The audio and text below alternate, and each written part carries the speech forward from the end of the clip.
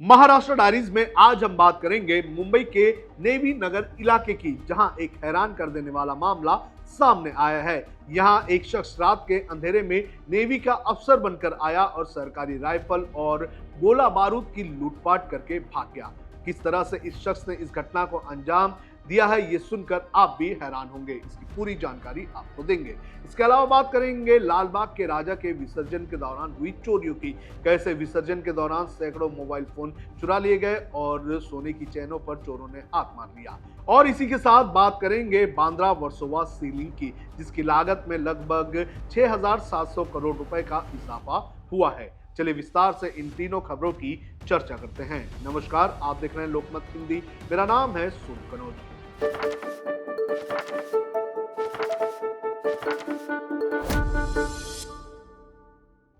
सबसे पहले बात करेंगे मुंबई के नेवी नगर इलाके की। जानकारी के अनुसार एक अनजान शख्स ने नौसेना के एक जवान की राइफल और कारतूस लेकर फरार हो गया है।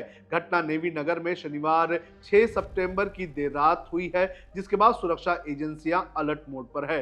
फिलहाल नेवी, मुंबई पुलिस और एटीएस ने पूरी मुंबई में सर्च अभियान शुरू कर दिया है। दरअसल शनिवार की देर रात भारतीय नौसेना की वर्दी पहने एक शख्स ने नेवी नगर के रिहायशी इलाके में ड्यूटी पर तैनात एक अग्निवीर को धोखा देकर उसकी राइफल और जिंदा कारतूस लेकर फरार हो गया। संदिग्ध ने खुद को नौसेना का अधिकारी बताकर अग्निवीर से कहा कि तुम्हारी ड्यूटी खत्म हो गई है, हथियार मुझे दे दो और जाकर स्टे करो।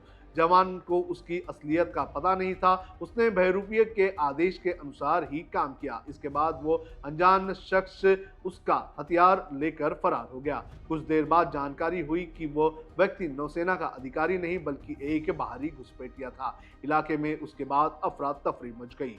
नेवी नगर में बड़े पैमाने पर सर्च ऑपरेशन शुरू कर दिया गया है। मुंबई पुलिस और भारतीय नौसेना ने संयुक्त रूप से इस सुरक्षा उल्लंघन की जांच की शुरुआत की है।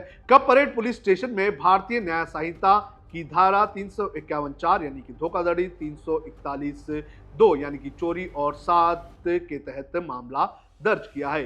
केंद्रीय जांच एजेंसियां और महाराष्ट्र की आतंकवाद निरोधक शाखा यानी कि एटीएस भी इस मामले में शामिल है।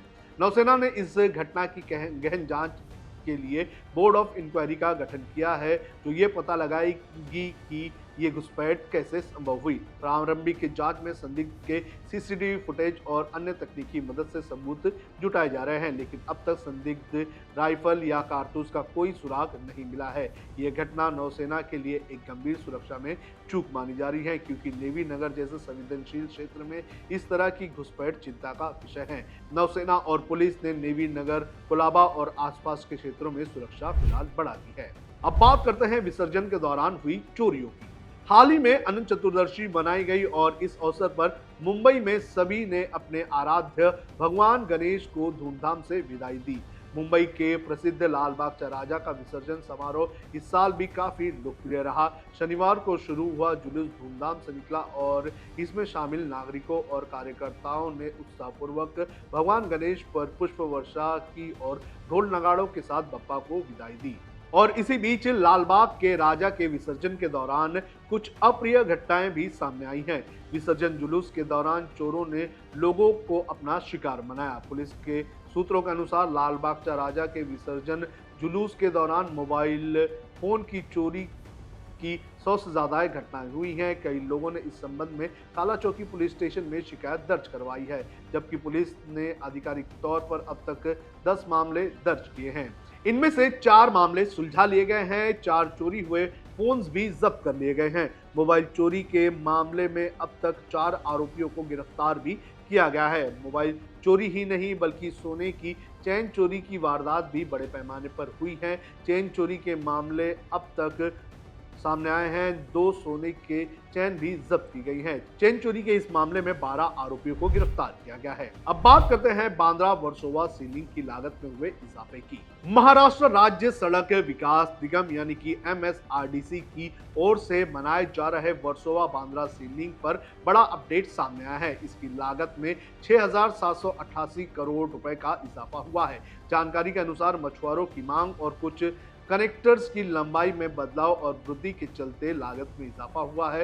वास्तविक निर्माण लागत में 3,900 करोड़ रुपए की वृद्धि हुई है। पश्चिमी एक्सप्रेसवे पर दबाव कम करने और दक्षिण मुंबई से उत्तर मुंबई तक पहुंच प्रदान करने के लिए एमएसआरडीसी ने इस समुद्री पुल के निर्माण की शुरुआत की है। वर्तमान में समुद्र में खंभे लगाने का काम मुख्य रूप से चल रहा है। पुल के वर्तमान मूल डिजाइन के अनुसार जुहू और वर्सोवा जंक्शन पर यातायात की भीड़ भाड़ की संभावना है, इसलिए स्थानीय मछुआरों ने इसमें बदलाव और वृद्धि की मांग की थी। इस संबंध में एमएसआरडीसी ने महाराष्ट्र तटीय क्षेत्र प्राधिकरण को आवेदन दिया था। इसके अनुसार इस पुल के 2 हिस्सों को ट्रांसफर किया जाएगा और एक हिस्से की लंबाई 100 से बढ़ाकर 110 मीटर की जाएगी। जुहू कनेक्टर की लंबाई 3.54 किलोमीटर से बढ़ाकर 4.45 किलोमीटर की जाएगी। इस पुल में 120 मीटर लंबे 2 अतिरिक्त हिस्से भी जोड़ने पड़ेंगे। साथ ही समुद्र की ओर पानी के ठहराव को रोकने के लिए जुहू कनेक्टर पर खंबे की जगह केबल आधारित पुल बनाए जाएंगे। वर्सोवा कनेक्टर की लंबाई 2.72 किलोमीटर से बढ़कर 4.29 किलोमीटर की जाएगी। इस कनेक्टर पर वेस्टर्न एक्सप्रेस हाईवे की ओर से आने वाली सड़क पर अतिरिक्त केबल आधारित पुल बनाना पड़ेगा। इसके अलावा चारों टोल प्लाजा के डिजाइन में भी बदलाव किए गए हैं। तो ये थी महाराष्ट्र डायरीज की आज की खबरें। देश और दुनिया की खबरों के लिए आप देखते रहिए लोकमत हिंदी।